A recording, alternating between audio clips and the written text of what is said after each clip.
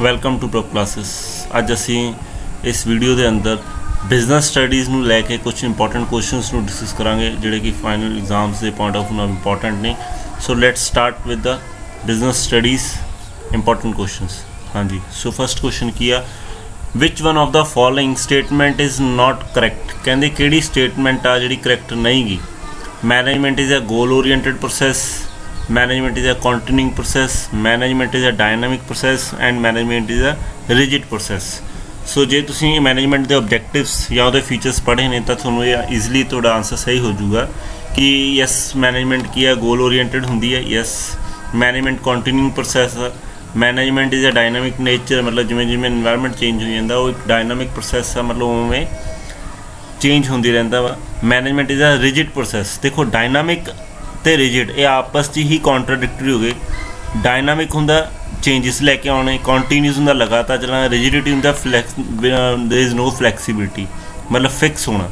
ਸੋ ਜੇ ਆਪਾਂ ਇੱਕੋ ਗੱਲ ਕਹਾਂਗੇ ਕਿ ਜਾਂ ਤਾਂ ਡਾਇਨਾਮਿਕ ਆ ਜਾਂ ਫਿਰ ਫਿਕਸ ਆ, ਸੋ ਜਿਹੜਾ ਇਹਦਾ ਕਰੈਕਟ ਆਂਸਰ ਆ ਉਹਨੇ ਕੀ ਪੁੱਛਿਆ, which one is not a correct. So management ਕੀ ਆ, ਡਾਇਨਾਮਿਕ ਨੇਚਰ ਹੁੰਦੀ ਆ, ਰਿਜਿਡ ਨਹੀਂ ਹੁੰਦੀ। So correct answer is management is a rigid process. Question ਨੂੰ ਧਿਆਨ ਨਾਲ ਸਮਝਣਾ, ਜਿੰਨੇ ਇਹ ਦੇਖਣ ਨੂੰ ਸੌਖੇ ਲੱਗਦੇ ਹੁੰਦੇ ਆ ਉਨੇ ਹੀ ਕਨਫਿਊਜ਼ਿੰਗ ਹੁੰਦੇ ਆ, ਉਨੇ ਹੀ ਆਪਣੇ ਆਂਸਰਸ ਗਲਤ ਹੁੰਦੇ ਨੇ ਇਹਦੇ ਅੰਦਰ, ਕਿਉਂਕਿ ਆਪਾਂ ਬਿਨਾਂ ਸੋਚੇ ਸਮਝੇ ਆਂਸਰਸ ਨੂੰ ਟਿਕ ਕਰ ਦਿੰਦੇ। So next question, which one of the following is not an objective of the management. ਹਾਂਜੀ, ਕਿਹੜਾ ਆਬਜੈਕਟਿਵ ਨਹੀਂ ਗਾ ਮੈਨੇਜਮੈਂਟ ਦਾ? Political objective, social objective, organisational objective and personal objective. ਹੁਣ ਆਪਾਂ ਵਨ ਬਾਏ ਵਨ ਇਹਨਾਂ ਚੀਜ਼ਾਂ ਨੂੰ ਡਿਸਕਸ ਕਰਾਂਗੇ।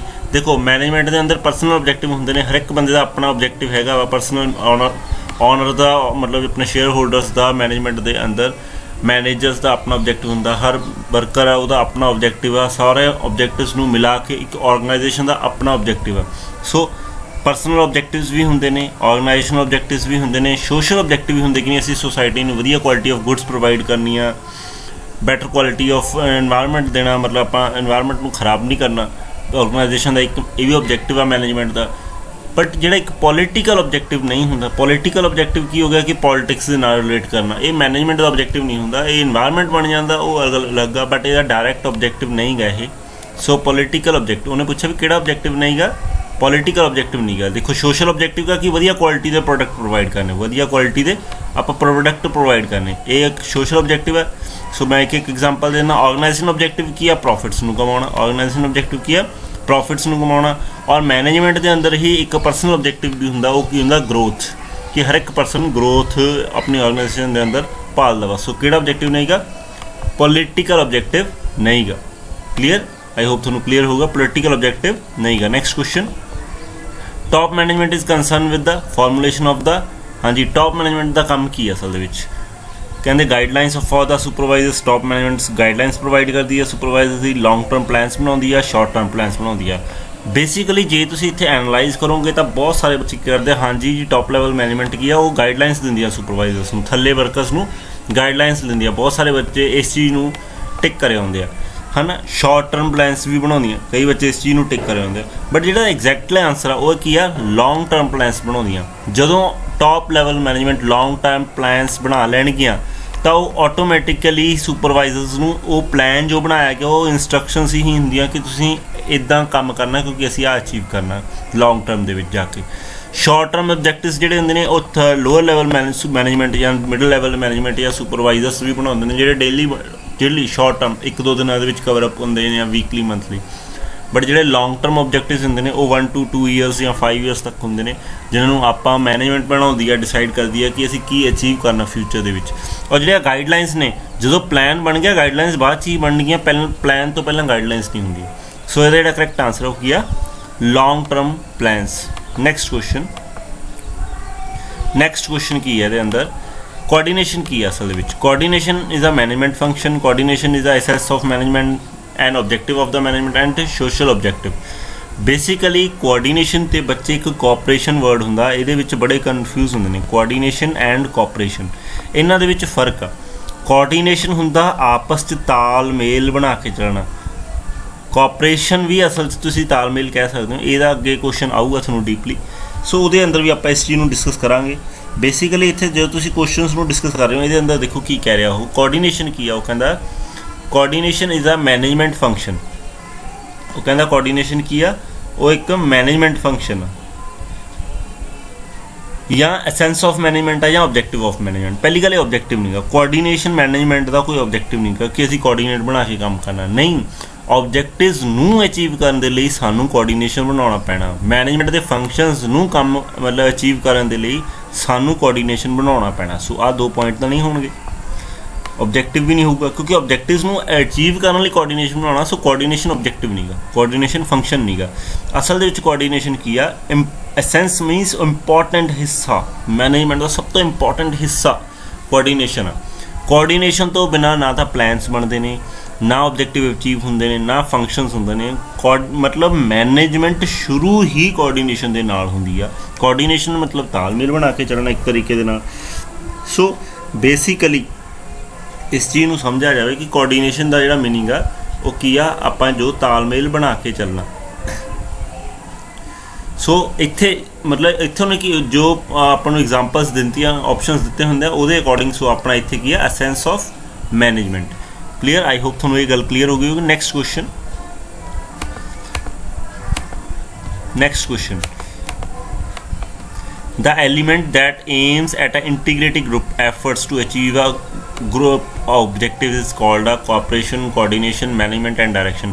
कहंदा द एलिमेंट्स, ध्यान ना समझो बच्चे इत्थे बेसिकली एक ही आंसर लगा के आउणगे। 90% तुसीं सोच के देखो इसदा आंसर की होगा। The element that aims at integrated group efforts to achieve the group objective is called a, हुण जिथे गल आ जांदी है ग्रुप अचीवमेंट्स दी, जिथे गल आ जांदी है कि इंटीग्रेटेड ग्रुप दी, ते जिथे गल आ गई कि achievement of a group objectives, 99% बच्चे की करनगे मैनेजमेंट टिक करके आ जाएंगे कि इसदा आंसर की है मैनेजमेंट आ।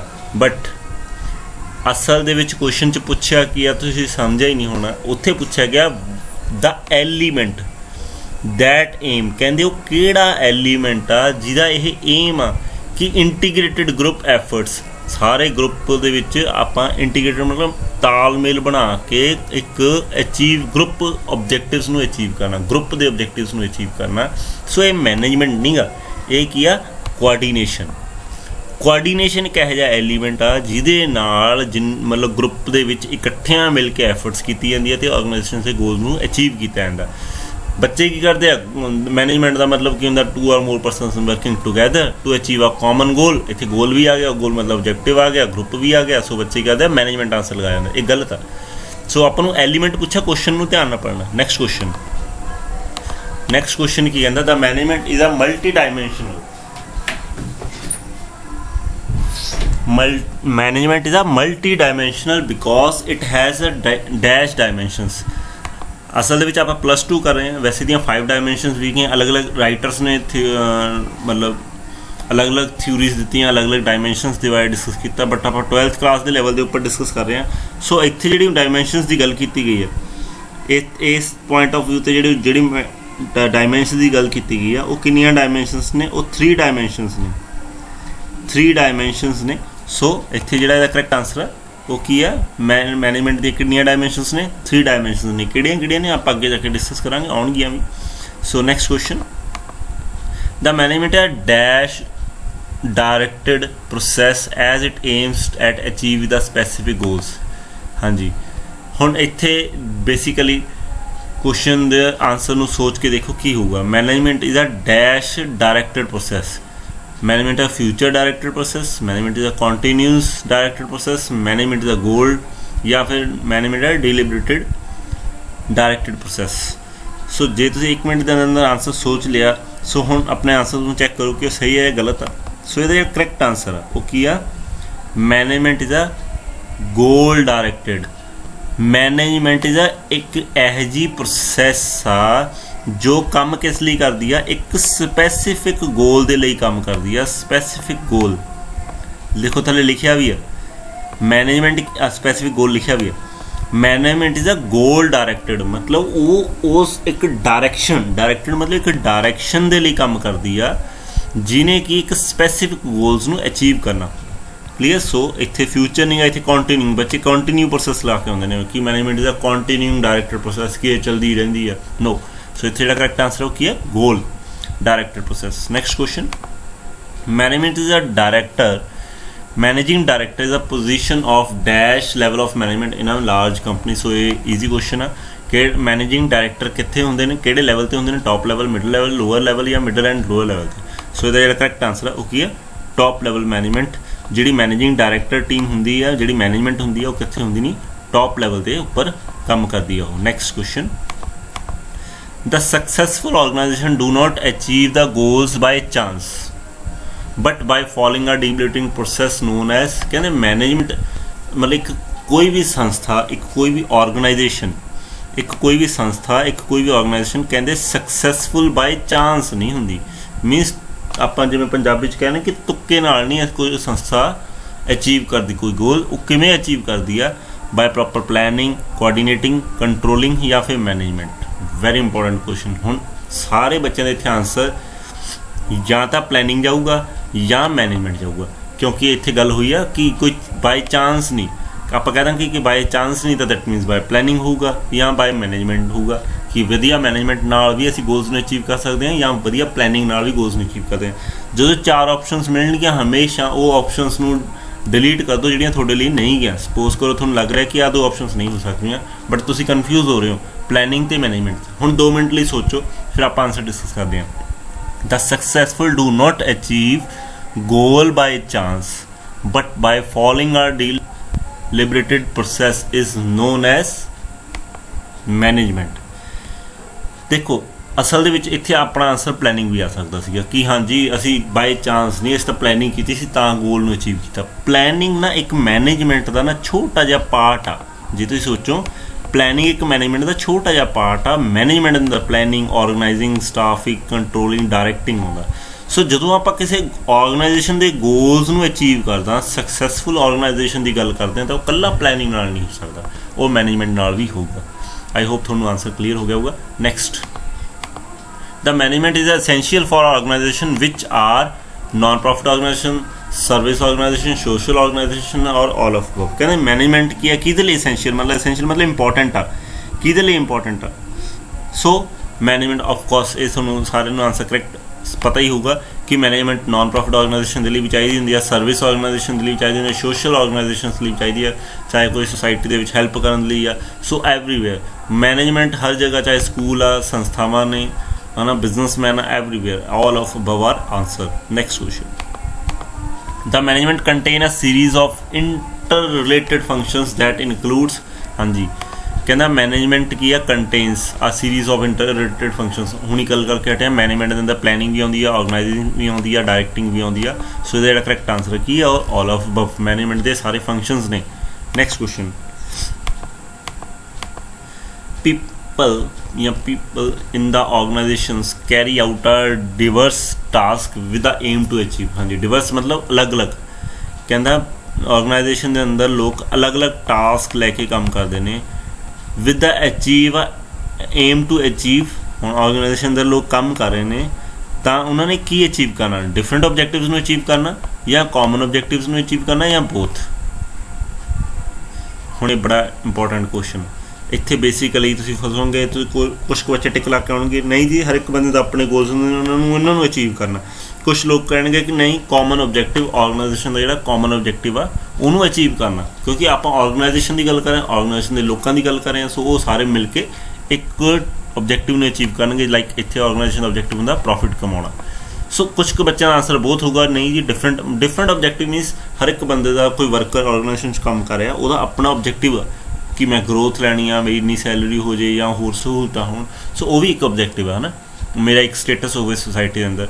ਸੋ ਹੋ ਸਕਦਾ ਕੋਈ ਕੁਛ ਕੁ ਬੱਚੇ ਦਾ ਆਨਸਰ ਬਹੁਤ ਲਗਾ ਕੇ ਹੋਣ ਬਟ ਇਹਦਾ ਜਿਹੜਾ ਕਰੈਕਟ ਆਨਸਰ ਆ ਉਹ ਕੀ ਆ, ਕਾਮਨ ਆਬਜੈਕਟਿਵ। ਬਿਕੋਜ਼ ਇੱਥੇ ਗੱਲ ਆਰਗੇਨਾਈਜੇਸ਼ਨ ਦੀ ਹੋ ਰਹੀ ਆ, ਨਾ ਕਿ ਇੰਡੀਵਿਜੂਅਲ ਪਰਸਨ ਦੀ। ਆਰਗੇਨਾਈਜੇਸ਼ਨ ਦੀ ਉਹ ਕਹਿੰਦਾ ਪੀਪਲ ਇਨ ਦਾ ਆਰਗੇਨਾਈਜੇਸ਼ਨ, ਜਿਹੜੇ ਆਰਗੇਨਾਈਜੇਸ਼ਨ 'ਚ ਕੰਮ ਕਰਦੇ ਨੇ ਚਾਹੇ ਉਹ ਡਿਫਰੈਂਟ ਟਾਸਕ ਕਰਦੇ ਨੇ, ਅਲੱਗ ਅਲੱਗ ਕੰਮ ਕਰਦੇ ਨੇ ਬਟ ਉਹਨਾਂ ਦਾ ਕੰਮ ਕੀ ਹੈ, ਅਚੀਵ ਆ ਕਾਮਨ ਆਬਜੈਕਟਿਵ।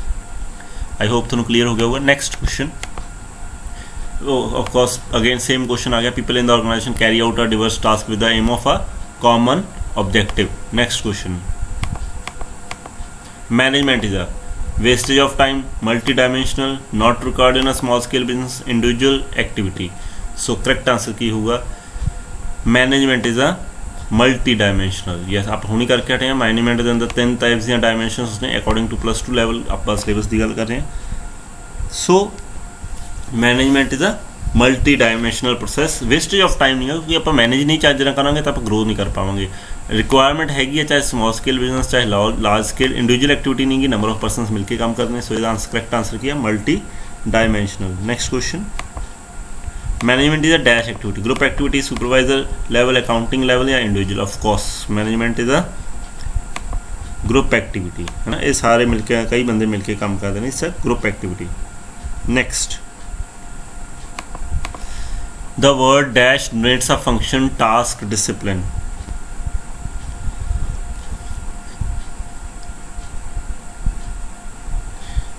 हाँ जी आंसर की होगा, ऑप्शंस देखो, मैनेजमेंट, लीडरशिप, मोटिवेशन या none of above. The word donates a function, task, discipline. कहते ਜਿਹੜੇ ਇਹਦੇ ਅੰਦਰ ਸਾਰਾ ਕੁਝ ਆਉਂਦਾ ਉਹਨੂੰ ਕੀ ਕਹਿੰਦੇ ਆ, ਸੋਚ ਕੇ ਦੇਖੋ। ਜਿਹਦੇ ਅੰਦਰ ਫੰਕਸ਼ਨਸ ਵੀ ਹੁੰਦੇ ਨੇ, ਕੰਮ ਵੀ ਹੁੰਦੇ ਨੇ, ਪਰਟੀਕੂਲਰ ਟਾਸਕ ਵੀ ਆਉਂਦੇ ਨੇ ਤਾਂ ਕਿ ਆਪਾਂ ਗੋਲਸ ਨੂੰ ਅਚੀਵ ਕਰੀਏ, ਤੇ ਡਿਸਿਪਲਿਨ ਵੀ ਹੋਵੇ। ਇਹਨਾਂ ਸਾਰੀਆਂ ਆਪਸ਼ਨਸ ਚੋਂ ਦੇਖੋ ਇਹ ਬੈਟਰ ਵਨ ਕਿਹਦੇ ਅੰਦਰ ਸਾਰਾ ਕੁਝ ਹੀ ਆਉਂਦਾ। ਸੋ ਇੱਥੇ ਕੀ ਆ, ਮੈਨੇਜਮੈਂਟ। ਹੁਣ ਬੇਸਿਕਲੀ ਗੱਲ ਸਮਝੋ, ਜਿਹੜਾ ਮੋਟੀਵੇਸ਼ਨ ਆ ਉਹ ਕੀ ਕਰੂਗਾ, ਮੋਟੀਵੇਸ਼ਨ ਡਿਸਿਪਲਿਨ ਲਈ ਨਹੀਂ ਹੋ ਸਕਦਾ, मोटिवेशन किसी टारगेट में अचीव करना नहीं हो सकता, फंक्शनस में अचीव करना। सो ये अंदर सारी ऑप्शंस नहीं होंगे। लीडरशिप की आप डायरैक्शनस लिए होता है ना, लीडरशिप ना आप डायरैक्शन या टास्क में कवर अप कर सकते हैं, but management is a whole process. Next question, mainly planning is concern with formulation. हाँ जी very very important question. Planning की असल में प्लैनिंग की formulation of policy and strategies, management in action या मैन पावर प्लैनिंग। हाँ जी mainly planning की है, प्लैनिंग हैगा कि आप फॉर्मूलेट करते हैं पॉलिसीज़ ते स्ट्रैटजीज़ ਨੂੰ। एक मैनेजमेंट इन एक्शन नहीं गा, मैनेजमेंट का यह फंक्शन आ। सो प्लैनिंग ਦੇ ਅੰਦਰ ਹੁੰਦਾ ਕਿ ਆਪਾਂ ਪॉलिसीज़ ਬਣਾਉਣੇ, ਕੀ ਕੰਮ ਕਰਨਾ, स्ट्रैटजीज़ ਬਣਾਉਣੇ ਕਿ ਆਪਾਂ ਆਪਣੇ ਗੋਲਸ ਨੂੰ ਕਿਵੇਂ ਅਚੀਵ ਕਰਨਾ। Next question, coordination is of course ਇਹ ਹੋ ਚੁੱਕਾ। आई थिंक ਕੋਆਰਡੀਨੇਸ਼ਨ ਕੀ ਆ, फंक्शन आ मैनेजमेंट का, ऑब्जेक्टिव आ मैनेजमेंट का या फिर एसेंस आ। नहीं जी आप कर चुके हैं, एसेंस नहीं, ऑब्जेक्टिव नहीं है किया, essence of management. Next question, providing the facility for a school and hospitals, dash objective of the management. हाँ जी ਕਿਹੜਾ ऑब्जेक्टिव आ, ऑफकोर्स आप बेसिक सौखा है क्वेश्चन है कि जो आप मैनेजमेंट एक सोसाइटी के लिए, स्कूल्स के लिए या हॉस्पिटल्स के लिए कोई भी फैसिलिटीज़ प्रोवाइड कर दी है तो किहड़े ऑब्जेक्टिव काम कवर अप करने की कोशिश करी है, वो सोशल ऑब्जेक्टिव है। पर्सनल इंडिविजुअल हो गया, ऑर्गेनाइजेशन प्रॉफिट मोटिव हो गया, बट जो आप सोसाइटी की हेल्प कर देता है किहड़ा ऑब्जेक्टिव होगा, social objective. Next question, which of the following is not an example of the non economic activity. हाँ जी पैट्रियटिज्म, टीचिंग, सेंटीमेंटल्स, सिंपथी या इसका आंसर की है टीचिंग। टीचिंग की है एक, देखो सिंपथी, पैट्रियटिज्म या सेंटीमेंटल्स ये इमोशनल आ गया सारा कुछ, बट टीचिंग की है जिथे टीचिंग होगी उत्थे मतलब पैसे की गल होगी। सो इकनॉमिक एक्टिविटी इतने नॉन इकनॉमिक एक्टिविटी पूछा सीगा। Next question, effectiveness is concern with. हाँ जी इफेक्टिवनेस की होंगे, असल एक इफेक्टिवनेस होंगे, एक एफिशिएंसी होंगे। सो इतने गल हो रही है इफेक्टिवनेस की। Effectiveness is a concern with doing the task correct with the minimum cost, getting a things done, the aim of achieving the efficiently and effectively, या doing the task completion activity and achieving the goals. देखो हम इतने ना एक मैं छोटी example देना, effectiveness ते एफिशिएंसी की फर्क होंगे, इस चीज़ को समझने की कोशिश करो। आप किसी बंदे कोई काम दिंने आ, दोनों ही दो बंदों काम दिता, दोनों ही बंदे काम कर लेंगे ने, बट एक काम बड़ी स्पीड नाल ते सफाई नाल करदा, एक बंदा टाइम ज़्यादा लगाउंदा बट वह काम ज़्यादा एक्यूरेट होंदा, एफिशिएंट होंदा और मतलब यूजफुल होंदा। बट जिहड़े बंदे ने जल्दी काम किया तो आप उन्होंने बैटर नहीं कह सकते क्योंकि उन्हें काम तो कर लिया, शायद उन्हें सफाई नाल नहीं किया, उन्हें पैसा ज़्यादा खर्च करता, ज़्यादा लोगों को काम कर लिया। सो इफेक्टिवनेस की है इतने, मतलब आप कम इफेक्टिवनेस की होंगे कि काम भी करना और ढंग नाल करना। देखो डूइंग अ राइट टास्क, आप टास्क भी कंप्लीट करना तो कंप्लीट करना पूरी एक्टिविटीज़ नूं ते अपनी ऑर्गेनाइजेशन के गोल्स नूं भी अचीव करना, इनू इफेक्टिवनेस कहते हैं। आई होप तुहानूं क्लीयर हो गया होगा। Next, which aspect of the management is concern with the end result. हाँ जी मैनेजमेंट का एंड रिजल्ट की है, कोऑर्डिनेशन, एफिशिएंसी, इफेक्टिवनेस या फिर कंट्रोलिंग। एंड हो कितने होगा, जिथे कंट्रोल कर रहे हैं उत्थे कुछ होर एक्टिविटी भी होगी, जिथे कोऑर्डिनेशन हो रहा उत्थे भी कोई होर एक्टिविटी होगी, एफिशिएंसी या फिर इफेक्टिवनेस। हुण जिथे आंसर सोच के देखो, इसका आंसर की होगा इफेक्टिवनेस। आप हुणी गल करके हटे हैं कि टास्क नूं कंप्लीट करना एक सही ढंग दे नाल, उहनूं इफेक्टिवनेस कहते हैं। Next question, which of the following are not included in top level management. हाँ जी, 4 ऑप्शंस दी accountant, managing director, chief executive या बोर्ड ऑफ डायरैक्टर्स। ये सारे जिन्हें managing director, chief executive, board of directors, ये टॉप लैवल मैनेजमेंट आउंदे आ। जिहड़ा अकाउंटेंट आ वो टॉप लैवल मैनेजमेंट का पार्ट नहीं गा। सो इहदा करैक्ट आंसर है ओके है अकाउंटेंट।